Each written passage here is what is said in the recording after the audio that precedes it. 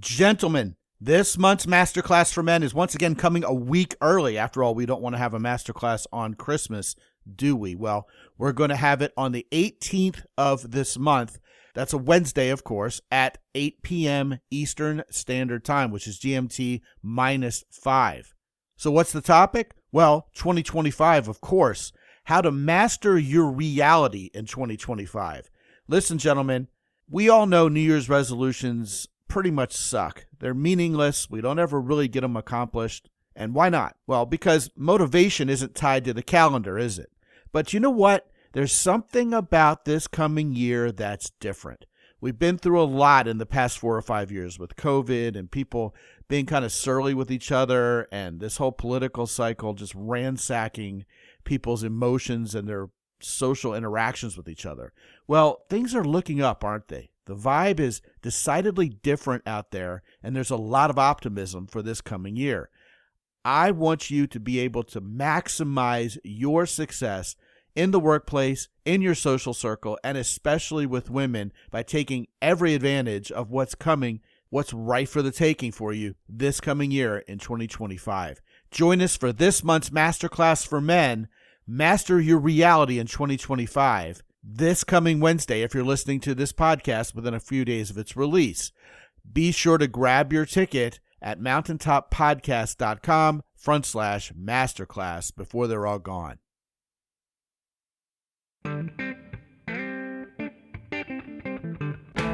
Live from the mist-enshrouded mountaintop fortress that is X and Y Communications headquarters, you're listening to the world-famous Mountaintop Podcast. And now, here's your host, Scot McKay. All right, gentlemen, welcome to yet another big episode of the world-famous Mountaintop Podcast. As always, I am your host, Scot McKay. You can find me on X, on Truth Social, on TikTok, and on YouTube at Scot McKay, at Real Scot McKay on both Threads and on Instagram. The website, as always, is mountaintoppodcast.com. And if you haven't joined the Facebook group at Mountaintop Summit just yet, do that. Lots of guys waiting to get to know you and talk about what it takes to be a better man and get better with women in the process. With me today is a new friend of mine. He comes from the great state of Maine, which is where Jocko Willink and his company Origin are located, of course. His name is John O'Brien. He's a therapist, an executive coach, and a professional speaker. And on top of all else, is part of the faculty at University of Maine at Augusta. And he's here today to talk about the subject of his book, which this is another one of those books, guys, that just caught my eye, and I said, I got to get this guy on my show. Check out the name of this book. Check out this title. Rudeness Rehab, Reclaiming Civility in Your Workplace and in Your Home Space. And oh my goodness, every one of us on earth could probably use a little rudeness rehab just about now. So without anything further, welcome John O'Brien to the Mountaintop Podcast. Scott, thanks so much for having me. I'm looking forward to our conversation. Yeah, me too. After all, I'm raising my right hand. Man, people are just so uncivil. It's crazy out there. Yeah. How did people go from being, I don't know, this friendly Mayberry country in the 50s or the 60s to where we are today, which is people just have become non-player characters as if they live in their own world and everybody else can just shove it. What happened here, man? Well, I don't think we can say it's one factor per se, but I think there's a lot of things. You mean it isn't all Donald Trump's fault? It is not all Donald Trump's fault. Yes, thank you for pointing that out. Right. I think it's social isolation. This is even before COVID. I mean, obviously that really got ramped up during COVID, but before that, you can go back to the 60s. Exactly. You can go as far back as you like. We got right. Yeah. And I think, there was, I can't remember if it was a book that talked, or a documentary, something that talked about kind of the death of bowling leagues across the country and how bowling leagues were one place that people kind of all stripes would come together on a regular basis. And that's a sign, as those diminished, that was a sign of kind of increasing isolation in our country, a lack of sense of community. And then you add in social media and politics and religion and all of that. And I think it's just escalated this idea of people being rude to each other. That's really interesting. You're kind of drawing a parallel between bowling league culture and what has often been talked about, which is the lack of, say, a pub culture like they have in the UK here in the United States. You know, everybody meets at the pub on the corner, drops a few pints, and they know all their neighbors. Exactly. Yeah. Here, I mean, it's amazing. I have to go out of my way to meet my neighbors on my own street in my own neighborhood nowadays. Yes. Right. Absolutely. Right. There's not that community sense as much. I mean, it depends upon where you live. Some are better than others. Yeah, agreed. So, I mean, maybe perhaps during the 60s in Vietnam made people a little rough under the collar. We have to speak up or forever hold our peace. And, you know, there was a lot more demonstration. Maybe the civil rights era caused a lot of people to think, hey, you know, no more Mr. Nice Guy. We got something to fight for here. And then you came upon the 80s where it was the me first generation and conspicuous consumption. Then we move into the 2000s and 2010s and to the current day where people stopped talking to each other in real life and started talking to each other online. And behind that cloak of internet anonymity, people get kind of prickly with each other and start chirping at each other a little too much because, hey, you know, we're not talking to these people in real life. For all intents and purposes, they may just be a bot anyway. Here's another pebble I'm going to throw on this mountain just for fun. Okay. When the iPhone came out and Siri came out, I think people started being less civil because Siri isn't human. And you start telling Siri what to do, and you start bossing Siri around, and the next thing you know, you're doing that with humanoids. Yeah, so just several things I kind of tossed out there that you may want to riff on or, you know, call me out on that I think might have contributed to us being a lot less civil with each other as well. Another thing, by the way, you know, I'm sorry to jump in with another one real quick, but I forgot perhaps what might be the most important one, which is the conflation of politics and social issues with religion and partisanship becoming dogmatic to the extent where if you don't agree with me, you're probably Satan. And that can cause people to be a little more free with the insults and the denigration of one another, you know? Yes. Yeah. So there's a whole lot there to respond to there, Scott. I was hoping so. I think that certainly social media, as you described it, and the anonymity of the internet and chat rooms or Twitter or whatever, does allow people that distance and safety in not being known to be able to say whatever they want. At the same time also, though, for example, in a Zoom meeting in businesses, people also will feel more comfortable posting nasty things about like someone who's speaking or about other people in the chat in Zoom where they wouldn't necessarily say it to someone's face.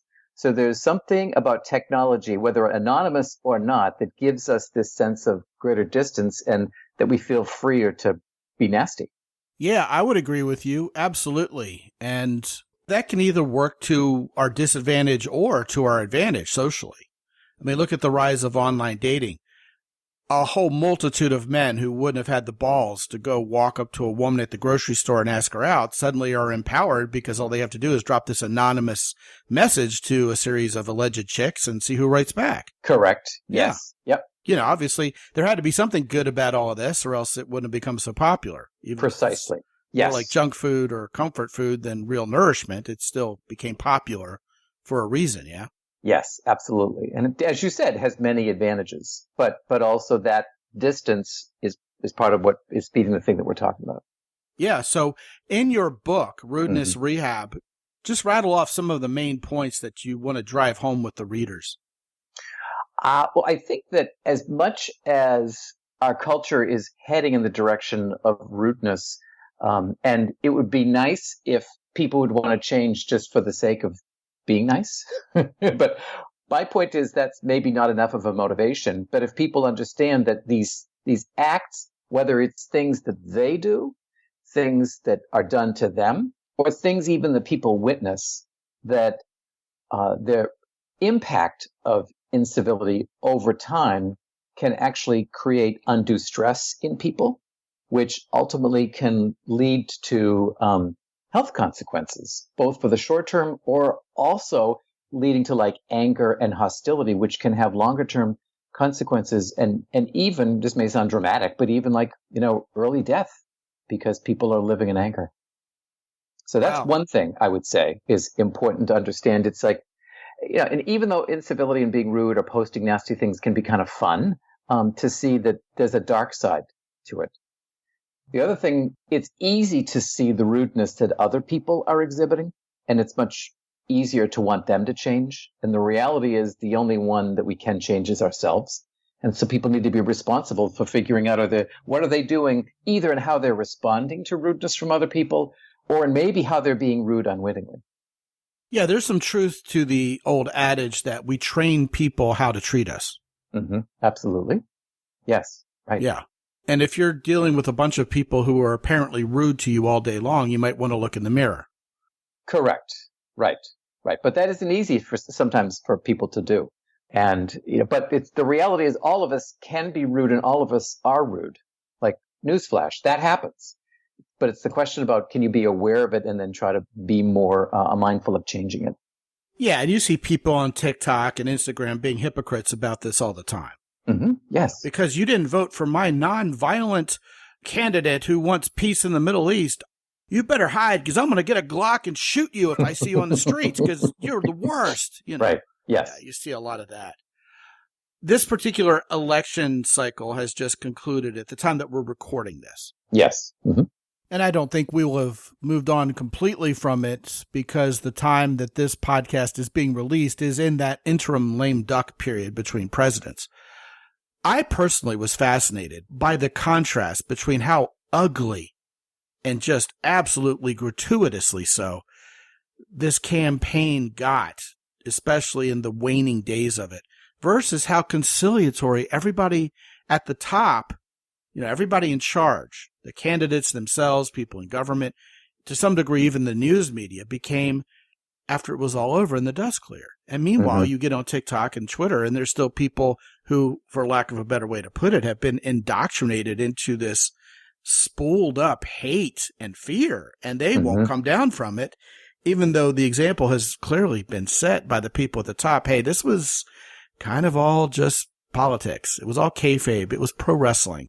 We were just hoping to win an election, and now that it's over, we're all human here. This is still the United States. No need to move to Canada or, somewhere else. We were only kidding. Right. 2 hours before we recorded this particular show, Joe Biden and Donald Trump themselves were sitting in the Oval Office shaking hands and promising to work together, which is an unthinkable scenario within the framework of this psychology of fear and dread that dominated our country and held it in its grip up until the election happened. It's insane. So we do allow ourselves to get drawn into this, don't we? Well, I think it's when people's emotions get activated and they start to believe what they feel. And that just kind of grows. And then it's sort of rhetoric that comes from both sides, both left and the right, for sure, camps that then activates people. And so even though for politicians, they're like, okay, that was just politics and now the election's done. It's like people are still wound up, and obviously the people on the side, on the Democratic side who lost are the ones that are now caught up still in their fear that was already being generated during the campaign and having a hard time maybe shifting away from that. Yeah, because they've almost gotten comfortable with feeling that way. Yeah, right. And believing what they're feeling. Yeah, right. And yet, when a major catastrophe happens, it seems like all that goes out the window and we pitch in and we help each other because we're all human. Indeed. Yeah. And that's, I think that there was, during COVID, there was a bit of a divide that didn't happen, that sort of usually happens, like after 9/11. Agreed. When people came together, but I think absolutely. And certainly we see that in Maine. I mean, other parts of the country have their other weather challenges. In Maine, we have snowstorms. We love them. But, it's when we get power outage or other things, neighbors watch out for neighbors and people come together regardless of their political affiliation. Well, during COVID, which you cited, it was a little different because it wasn't people coming together. It was people being restricted from even being around anyone else. Yes. It was quite the opposite, at least from a social perspective. So people left isolated, literally, sheltering in place are looking for an outlet socially, and the only way to gain that outlet is through social media. So there was free reign for anyone who was a pundit or wanted to purvey their opinion to set up their own echo chamber and say whatever they want to whomever they want. And a lot of people were believing the headlines and taking sides. And meanwhile, that was also, in my opinion, the window of history in our country where we became more divided racially, by gender, by ethnicity than ever before. Mm-hmm. George Floyd happened, the riots happened, and people are still restricted from seeing each other. You know, a Donald Trump rally is a COVID spreader event, but, you know, people are gathering on the streets of Minneapolis and throwing Molotov cocktails, but, that's different. That's a mostly peaceful protest. And without the opportunity, or dare I say the luxury, of being able to go outside and talk to actual people in the real world, we're left with this ersatz perception of reality that what the government or what the media is trying to propagandize us into believing is the reality for the rank and file out there. And it just turned out not to be true. And so the fallout when the lockdowns got lifted and people could actually venture out to be social again was, well, first of all, a lot of people didn't because they'd grown accustomed to being isolated. You know, some of the introverted types even liked it, right? Yes, absolutely. But everybody else started talking to each other over the ensuing months and into years and said, you know, I'm talking to these people and it isn't mirroring the fantastic images I'm seeing in the media.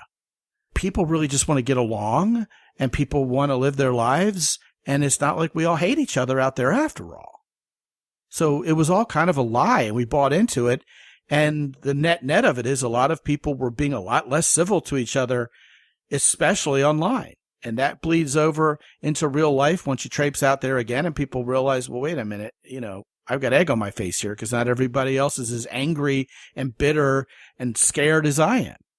Yeah, I think that certainly my experience of kind of being in the lockdowns and then getting back out into the world, and and my background is, I'm a psychologist, so one would think that I would know how to relate to people, but I just found it felt very, after the period of time being away from people, it sort of felt very weird and awkward to be back, like interacting with people and back in crowds. And I think many people are still struggling with how to do that, and that's part of what I think is continuing to feed the divisions that we see now. You know what they say, hurt people hurt people. Mm-hmm. And there was a lot of pain that happened during that time. And, indeed, a lot of people have gone through trauma in their life. And when they're in a situation where they're alone with themselves and their thoughts and their prayers, right? Mm-hmm. They just get angrier and are somehow reminded of why they were so angry and bitter. I mean, it's natural entropy of emotion, isn't it?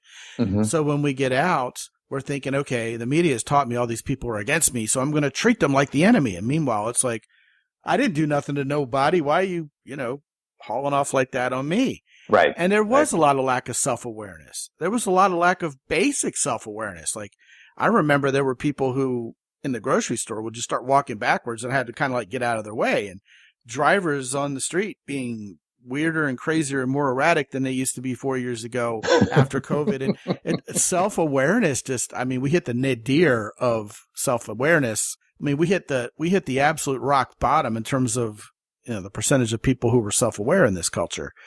Have we recovered from that? What do we do to be part of the problem instead of the solution? I mean, on one hand, I hear you saying after COVID, we get out there and everybody else was surly and it's like, well, what have I walked into? I mean, I don't know if that's always all on us. Certainly there was a collectivism to our surliness, but, I would only imagine that you would be a huge advocate of us being leaders and being part of the solution instead of the problem. How would we do that? Well, absolutely. First of all, to just realize that the only person you can be responsible for is yourself, and that as you head out into the world, it's not, is someone going to be rude to you? It's when, and sort of expecting that people are always going to be nice to you. And whether these are people at work that you're interacting with or people who are servers who may be, waiting on you somewhere. Sometimes they've had a difficult interaction just prior to you. And so then they're kind of taking it out on you. It's recognizing that rudeness can be contagious, but we need to be responsible for managing our own emotions and not just giving in to the frustrations that we may feel when we are treated poorly to then want to respond. So it's figuring out how to keep yourself calm despite whatever's going on around you. That's not easy for people. No, it isn't. Absolutely not. Some people just seem like they want to get at you. Well, and I think some people do. Some people, I think, just are out looking for a fight, whether physically, or emotionally. They're just like, they're looking to engage because they've got this pent up frustration, and you just happen to be the person who's crossing their path now, and they just want to be able to kind of get rid of that energy, so they're going to pick a fight. And all those people hang out on X. I mean, it's just a cesspool of borderline personality disorder. People just love strife, fighting, and picking a battle with someone for no apparent reason. And every once in a while, I'll happen across one of these conversations between two people who are just dropping the hammer on each other. And I mean, perhaps ironically, I say to myself, nobody's watching you two. Nobody's even listening. You're wasting your time. But then again, there I am, right? But right. But, still, you look at the number of views this conversation has had, and it's in the single or low double digits. People are just out there looking for a fight because they get emotional energy from it, and they somehow like it. It's twisted and sad. And by the way, it doesn't actually reflect what the general population is doing, feeling, or acting on. Those people all tend to find themselves in that echo chamber, but it can really start to look like real life. And, John, that was part of the illusion of what happened during COVID. People went, oh my God, everybody who believes the way I do is this horrible person. Or I should believe this way if I want to become a good person. And meanwhile, it really wasn't that accurate a measure of reality. Yeah, I mean, I think the one place that I would take issue with what you're saying is I think that surveys by the American Psychological Association do say that stress levels of Americans in general are among the highest ever recorded. So there is a lot of stress out there generally in a broad spectrum of people. But I'm not sure I'm disagreeing with you on that. Yeah, but I mean, how many people are out there looking for a fight or angry versus the number of people who actually just want good things for this country, for their families, for themselves? That's the silent majority, I think. Yeah, I agree with you. We're all on the same page. I'm just saying those are the people who generally avoid being on Twitter. Yes, correct. And it's most people. Yes. I mean, you look at the number of Twitter users worldwide versus number of, people worldwide, and it's, a small sliver of the population. Yeah, you and I are on the same page. Absolutely. Let me float an idea by you. Okay. I've heard over the course of my life several times this notion that who we are around the people we're most comfortable with is who we really are. And every son who gets into a shouting match with his dad constantly, every family who bickers and the kids are taking an entitlement mentality with the parents and the parents are yelling at their kids to get the house cleaned up. They're all going, oh, no, not me. That's not who I really am. These people just drive me nuts. But I think if we're honest with ourselves, it's kind of true. And it seems like the better we know someone, the more comfortable we are with someone, the more confidence we have that they're not going to leave or they're not going to stick it to us, the worse we are, the more awful we get, the less civil we are with them. Well, we feel safer. Yes, exactly as you're saying, because it's not like you can say to a brother or sister, you're not going to be my brother or sister anymore. I mean, you can not see them and you can pretend they don't exist, but they're always going to be family.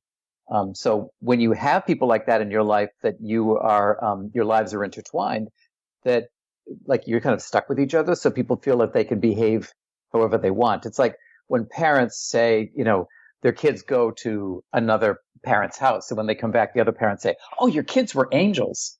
And the parents are like, what? Who are you talking about, right? It's because, but that's the good news. You must have had some doppelgangers for my children at your house or something. It's like that they do know how to behave well, but it's just that they know they can get away with being, less civil or rude with their parents. Yeah, but part of the tagline of your book is about reclaiming civility in your home space. Absolutely.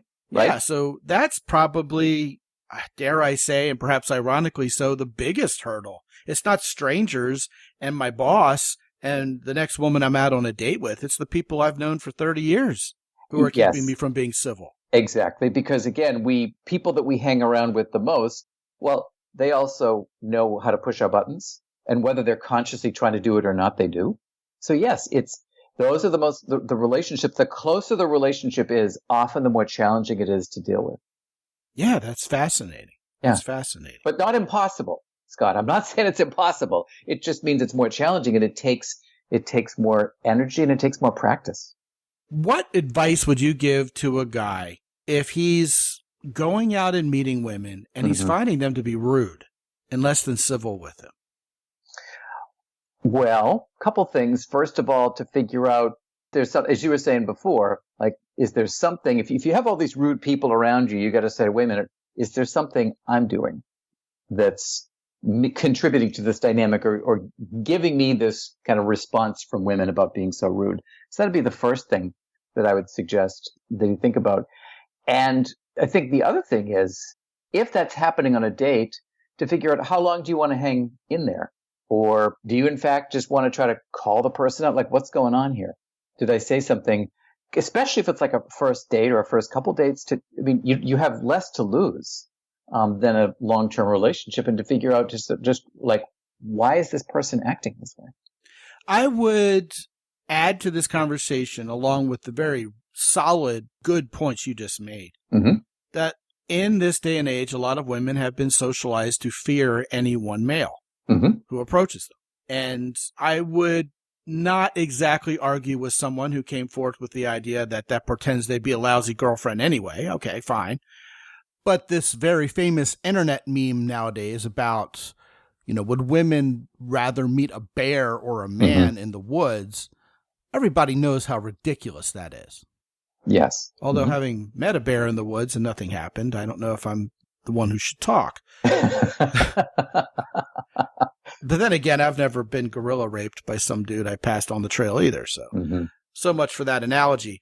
But there are a lot of women out there who have had negative experiences with guys, and the wound is still very raw. Yes. And I think a lot of times guys try to smooth that over by being Mr. Nice Guy and being apologetic. And all that does is kind of plant a seed within this woman's psyche that, yeah, you know what, you should apologize. Whereas if you stand up for yourself and say, wait a minute, I'm not that guy, or I've done nothing to you, why are you being this way?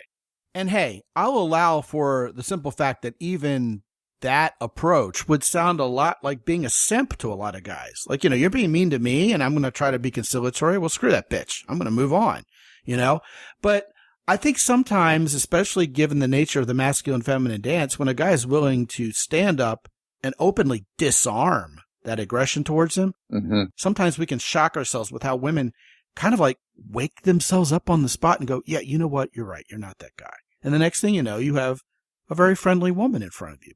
But that's a tall ask for a lot of guys. That sounds like an advanced skill to them. You know what I mean? Yeah, but I think what really matters is how you do it. And it doesn't have to be very complicated, but it's just if you're getting a lot of rudeness from a woman you're on a date with, just to say, okay, hang on, what's going on here? And then if she says, what do you mean? It's just simply saying, okay, it seems like I'm catching a lot of flack here, or you've said a couple negative things about me, and I'm just like, why is that? Versus going on the attack or using the negative words that are just simply going to make things go south.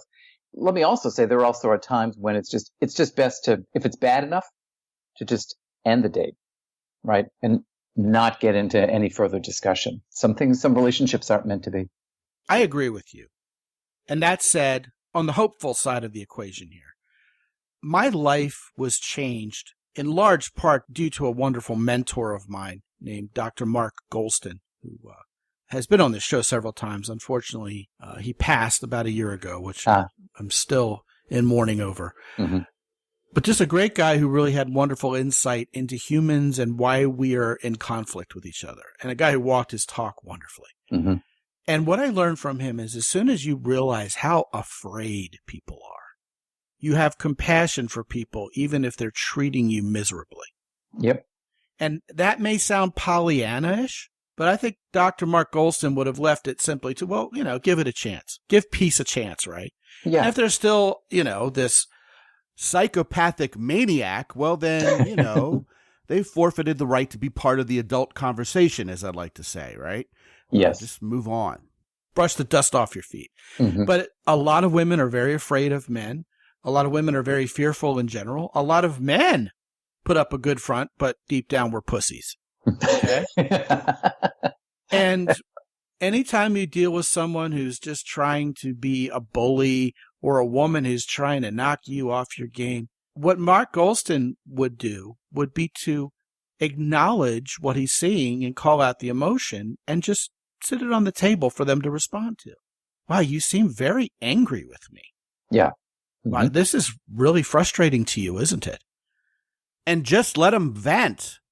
And magically, and I mean, put this to the test. It's remarkable. This person who was looking to pick a fight all of a sudden feels like you're suddenly their ally instead of their adversary because they had their claws out waiting to defend themselves. And when you gave them that chance to really let it go and let the fur fly, and they see this person on the other side of the conversation is like, yeah, great, let it out, do it. All of a sudden you've made a friend instead of an adversary. And it's so human and it's so deeply, viscerally logical to the extent emotion can be, right? Mm-hmm. To think that if I give this person a chance to vent their frustration or what they've got bottled up, all of a sudden I'm less likely to be part of the problem anymore because the problem has been subsided a little. Yeah. I mean, I think I agree with you. And I think it's about just being curious, showing that you're curious as opposed to defensive. Yes. Because a lot of us are going to have an FU mentality when someone comes at us like that. Well, that's the first response, I think, for men and women, is to automatically kind of want to defend ourselves. That's the primal response. Yeah, yeah. And it's also fear-based, like you were saying. Fear, yes. So versus saying, I'm not afraid, go ahead and tell me what's going on, like why you're reacting this way, and being curious. Yeah, and men in general are very, very fearful of getting rejected by women, and we're very outcome dependent when we're meeting women or on first dates with them. And so we don't want to risk that loss. So we dare not call out something like that because she may throw her fork in her plate and go fine and leave. And we're alone and we feel like we've lost again. We feel like we've been rejected again. Whereas, I mean, I've talked to woman after woman who, if a guy will just listen and let me vent, all of a sudden I'm so horny for him after I'm done, I can't believe it. Really, all the guy did was just exist. Yeah. And that's hard for a lot of guys to wrap their heads around. But I don't know. I'm not a big pop psychology guy, so I avoid a lot of the buzzwords. But that term holding space is really meaningful for me because I think it implies exactly what it says it is. I think literally you are kind of on a holding pattern. You're like an airliner waiting to land, but the runway isn't ready for you yet. And you're giving space for those other airplanes to take off and land until it's your turn. And it may never be your turn, but the value is you're a human, you're listening, you're not trying to plead your own case or fight for your own cause. You're literally holding space as like a container for this person to do what they need to do in your presence. And I think it's often like magic, especially when we're trying to be more civil. If more people would do what even, by God, Stephen Covey said way back in the 80s, which is seek first to understand before trying to be understood, I think a lot of the incivility can be diffused by true humanity and compassion. Absolutely. And being curious and listening and not feeling like you have to fix whatever it is. Yeah, I agree. Listening to what's been said. What are some other really good takeaways from your book that you'd like to share with these guys before we close, John? Well, one other thing that's more relevant to the dating process, which is just a little anecdote that you probably have talked about at other points, but when it comes to incivility, it's not, when you're on a date, it's not just how you treat your date, but it's how you treat other people on your date. Great point. How are you treating the server? How are you treating other people that you run into? Like you're always on, and in that way, even if you're being this the most benevolent date on the evening to the woman, if you are treating other people like dirt, that's going to be a turnoff. So that's a brilliant point. And I would add to that, people even nowadays really have a BS detector when it comes to fake people. Mm-hmm. Like, oh, I'm so nice, I'm so sweet, I'm so civil, but when the camera's off, I turn into a raging bitch. People can see through that. And by the way, for what it's worth, they don't vote for it. Right. Mm-hmm. I think that's a big part of the reason why Kamala lost. And to show I'm not being partisan, I think it's a big reason why Carrie Lake lost. Mm-hmm. Because I think people can see through the facade and they kind of suspect this person isn't so nice when the cameras are off them. Mm-hmm.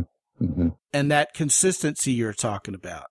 Hey, you're really hot. I'd love to have sex with you. Therefore, I'm being civil with you. But, the waitress, the person cleaning the floors, the bus driver, whoever, maybe not, but I'm still going to be civil with them just the same. I think that leaves a lasting impression with people. And it does. Right. It goes to the point you were just making about who are you consistently? Like, are you being one person in this context, but so different in other contexts?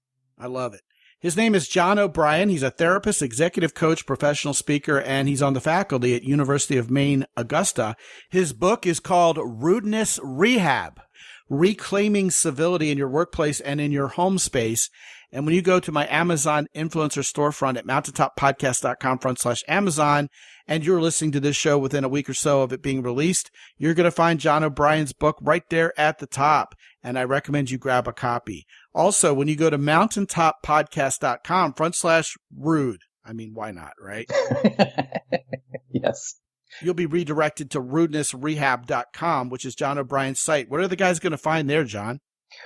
So there's information about the book, information about me. There's some videos about civility. There's some articles that I've done. So there's a bunch of resources there about how to be more civil. That's just fantastic, man. Yeah, guys, definitely go over to mountaintoppodcast.com/rude and get you some. John O'Brien, thank you for being on the show. I've enjoyed this conversation immensely and hope you'll come back. I'd be very pleased to come back, Scott, and thank you so much for having me. Well, you're quite welcome. Gentlemen, master classes for men happen every month, including this coming Wednesday, the 18th of December at 8 o'clock Eastern Standard Time, which will be on Mastering Your Reality in 2025, which is going to be powerful. If you haven't checked out the whole catalog of them, it's there for you at mountaintoppodcast.com/masterclass. Also, some of you guys are going through a rough time right now in your relationship. One of the reasons you may have found this show is because you've just experienced a breakup or are about to go through one, or maybe even on the brink of divorce. I have just started doing divorce coaching for you guys. If you go to mountaintoppodcast.com/divorce coaching, you can read up about that. Also, if you haven't gotten on my mailing list, fluff-free material every day to show you how to be better with women and be a better man. Doesn't cost you a dime. And when you get on my mailing list, you get a free copy of my book, Sticking Points Solved, which covers just about every potential situation you could probably think of and then some when it comes to women and dating. Also, while you're at the website, please visit our sponsors as always, Jocko Willings Company, Origin in Maine, also the Keyport, also Hero Soap. And when you use the coupon code MOUNTAIN10 with any of our sponsors, you'll get an additional 10% off at checkout. All of that and more is there for you at mountaintoppodcast.com. And until I talk to you again real soon, this is Scott McKay from X&Y Communications in San Antonio, Texas. Be good out there.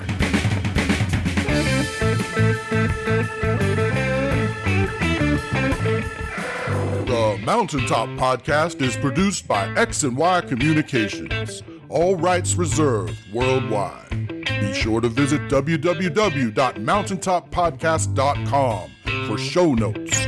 And while you're there, sign up for the free X&Y Communications newsletter for men. This is Ed Roy Odom speaking for the Mountaintop Podcast.